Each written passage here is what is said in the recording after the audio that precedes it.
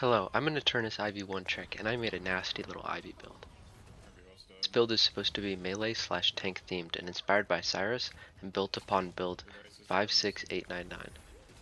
It strays away from Ivy's support, spirit, and gun aspects, instead opting to build into melee damage and sustain/countering enemies. This build feels a lot like Abrams or Billy in playstyle, but with some key differences. 1. You have a lot of maneuverability, with Ivy's higher move speed, restorative locket, HMC, and her kudzu connection tier 1. Another difference though is the damage at the end of every game. Usually I have the least in the lobby, unless there's a support rem or something similar. Note that this build has no good representation in the current statistics, other than some healing, so much of the value is from distracting enemies, soaking damage, ultimate maneuvers, stone form, stunning for ganks, or ultimate cancelling, etc. So this is very hard to determine good versus bad games or carried versus throwing games. So this is the build. We will look at it not left to right, but at first in spikes, because this is in no means a left to right build. Looking at our gun spike, we have close quarters for usually our first item. It's helpful because it builds into Ivy's gun and punching damage, then into melee charge, and then upgrades CQ to point blank. This gets you to hit 800, 2.4k, and 4.8k spikes. Ignoring crushing fists as they are a very rare and less important buy. I don't really ever get Fleetfoot as I prefer restorative locket, and I think 2 HMCs is a bit overkill. Looking at our vitality spikes, the lane sustain core are not optional. Extra regen is very powerful and makes Ivy nearly unkillable in lane, and with healing booster and melee lifesteal, she can nearly win every trade. I would also like to note that melee lifesteal is very powerful. Similar to restorative shot, the max healing if you hit a light melee on a hero, you get an equivalent of 8.3 regen a second. You also get a 12% melee damage increase. Restorative locket is very powerful, both for performing HMCs, but also escape, chase, and sustain. You will then also be buying 2 to 3 mid-game counter items. I prefer picking items with duration or short active times, because it works better with your stone form to maximize uptime.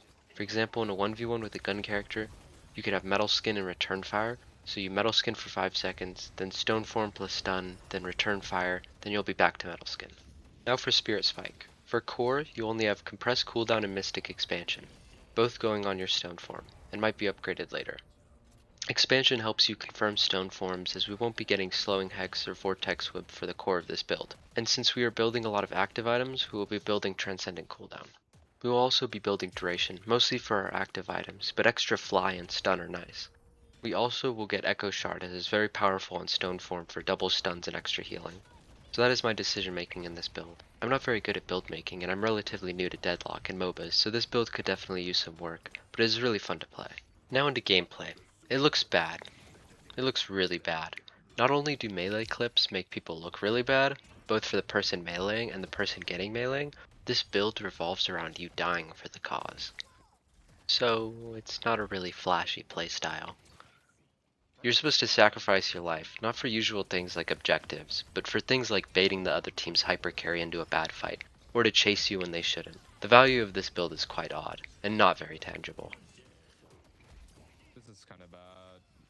So in this next clip I help my Haze, I fly over to her, but she dies before I can save her. Getting Paradox low, I finish Paradox, steal the bag, and then use my Stone Form, Disarm, Restorative Locket to delay and run from the fight. I was only able to waste my fly to get there, and escape with the rest of my kit because I built those counters, and was confident in being able to escape.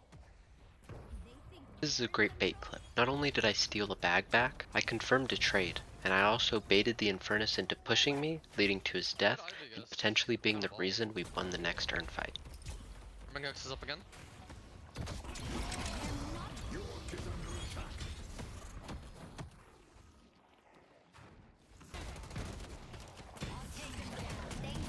Also with this build and Ivy, you still keep your assassination and mobility potential. You can still deal good single target damage and chase very mobile characters.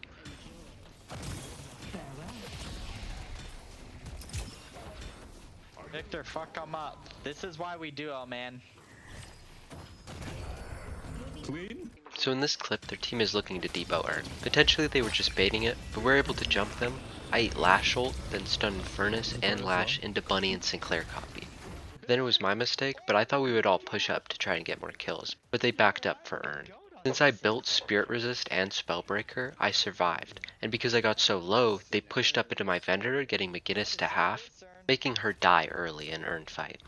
Guys, welcome for the carry, man. I'm Spike now. Bro, no one's on the fucking urn. What are we doing? That was our Sinclair's fault, dude. He's the one that was turning it in. Hello? Bro, you're the Sinclair. Oh, he's not. They're running it in. That must be a bug. I'm not on my screen.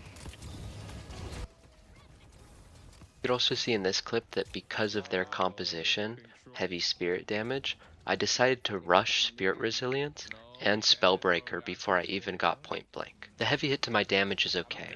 This build really isn't supposed to do that much damage, and into this comp it was very powerful, and made me sustain much longer. Also using my stun to help other people's abilities land. But that's all I have to talk about the build. I hope you have fun using it, or you learned something. As a side note, to prove the validity of this build, as I partially do not even believe it in myself, I climbed from around Archon to Eternus, peaking around top 800 NA and top 30 IV NA, with purely using this build and solo queuing. I want to again shout out Cyrus for being my melee IV inspiration, and also a very questionably named Ivy's Cake Worshipper, the maker of the Origin build that I based mine off of.